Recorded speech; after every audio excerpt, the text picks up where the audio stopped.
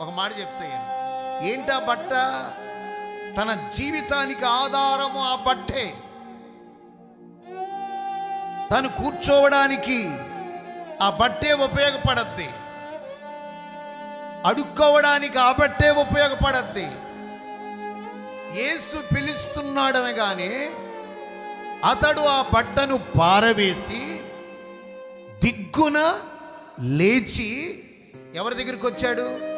యేసయ్య దగ్గరకు వస్తే యేసయ్య ఏం చేశాడు?